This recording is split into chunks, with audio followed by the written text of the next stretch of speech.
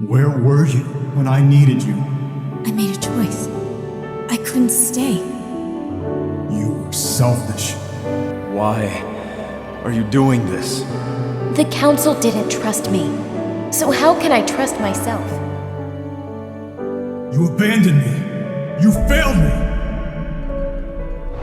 I'm sorry, Master, but I'm not coming back.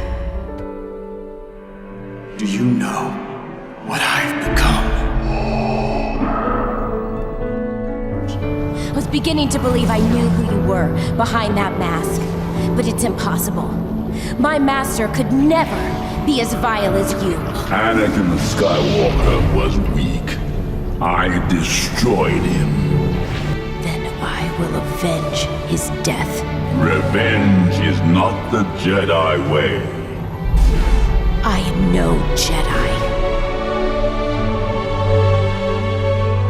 Ahsoka Tano was a relatively new addition to the well-established ranks of beloved prequel-era characters.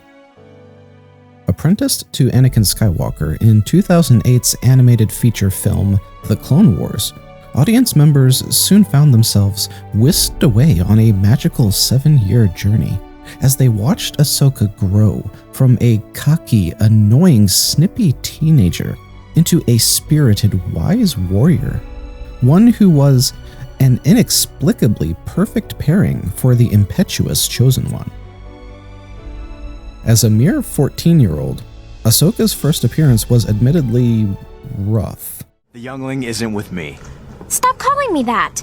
You're stuck with me, Sky Guy. What did you just call me? Intentionally written to act like, well, the juvenile she was, her character and the movie at large were Lucasfilm's second big step towards a much more kid-oriented version of Star Wars. The subsequent Clone Wars TV series, like the prequel trilogy preceding it, disappointed many longtime fans who wanted something adult-oriented instead of clunky CGI and simple childlike themes, characters, and stories. 5 short seasons later, it finally became apparent to everyone that the showrunners had been building something unexpectedly wonderful. Artful story crafting combined with perfectly paced character arcs that truly embodied the very heart of Star Wars. With now 7 seasons total, The Clone Wars is heralded as among the absolute best that the franchise has to offer. And all that success is due in no small part to this very special young Padawan. Snips wasn't a random last-minute fabrication, and contrary to popular belief, this series wasn't purely Filoni's baby. Ahsoka was a creation of George Lucas, and Clone Wars was largely his story being told.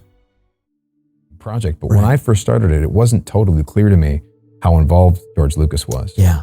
So as things like that kept happening, or as I would visit Lucasfilm more and more, I started realizing, I'm like, oh, this is significant. This is. And, you know, Dave will tell you himself, he's like, oh, the stories come from George. Yeah. Sure, Dave had a hand in here's how we're going to do it and blah, blah, blah.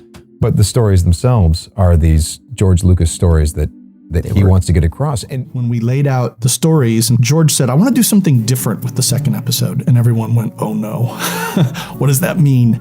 And he said, I want it to be an episode about nothing. I want it to be droids kind of lost in this nothingness.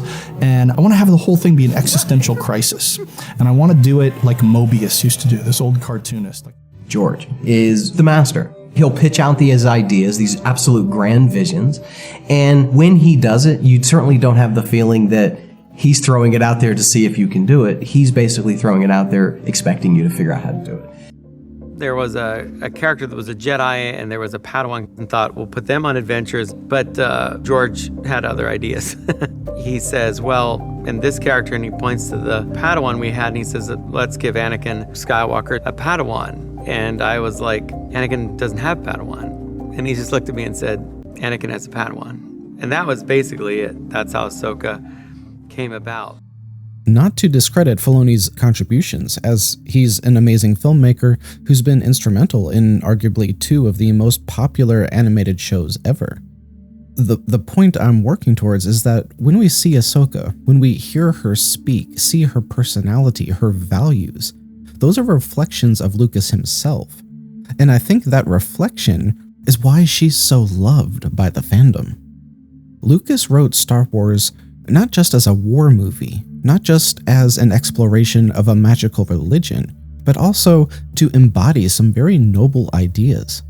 Bravery, loyalty, hard work, the strength of friendship, the power of love. Long after the novelty of the dogfights, the force powers, and lightsaber battles has passed, these aspirations bring fans back time and time again, because this is what the heart of Star Wars really is. Friendships, honesty, and trust, and doing the right thing, living on the light side, avoiding the dark side. Those are things that it was meant to do. This wasn't a character developed just to make money or to fit some political agenda. Ahsoka may be the perfectly written successor to the original Luke Skywalker, an embodiment of everything that Lucas believes in. I need an army. We have to fight back. You don't have to carry a sword to be powerful. Some leaders' strength is inspiring greatness in others. Now, granted, I'm talking about something rather nuanced, audience interpretation of the creator's intent. If you've tried to understand what Lucas and Filoni were working towards with Ahsoka, you probably saw her potential from the beginning. But if you take the character just at the superficial story level, you probably are one of many who disliked, if not downright hated her.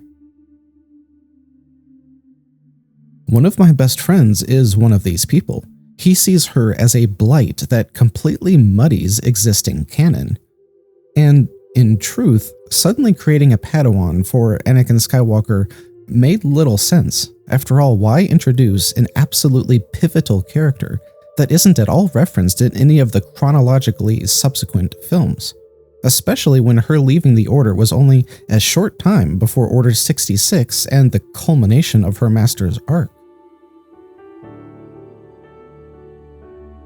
Not a single character mentioning Ahsoka throughout the entirety of Revenge of the Sith is absolutely an issue, although not nearly the greatest the franchise has had to deal with of late.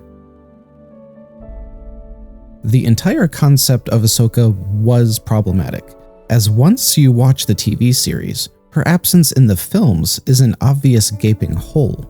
And yes, she is now being brought back into the franchise primarily for monetary reasons, as Disney recycles old characters in a transparent attempt to revitalize the passion of their fanbase. However, I think that the fanbase at large doesn't view Ahsoka through the same lens as Disney. She isn't a flashy gimmick or storytelling tool to be used to better understand Anakin or the Clone Wars. This is a thriving, fleshed-out character that has earned her spot in the mythos. Ahsoka is one of the most well-developed characters in Star Wars, period.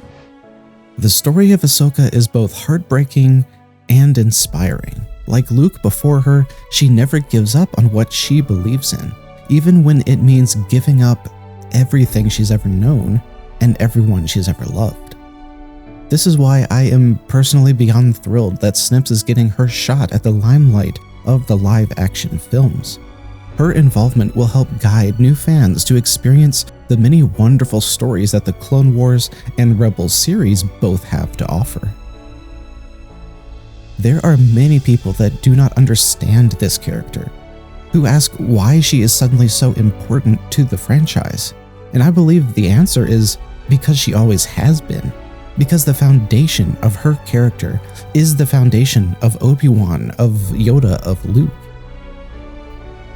Because the attributes of her character are those that Lucas himself most cherishes, the ones he built his franchise around. I won't leave you! Not this time. Hero, teacher, servant, friend, Ahsoka Tano stands shoulder to shoulder with the very best that Star Wars has to offer. And best of all, we have barely gotten to know this character as the adult that she grew to be. there is so much more to her story left to be told. And the version of Ahsoka that Rosario Dawson delivers could be even better than what came before. Which is another key part of the Lucas legacy. The joyful, uplifting idea that hope always lives, and the best is yet to come.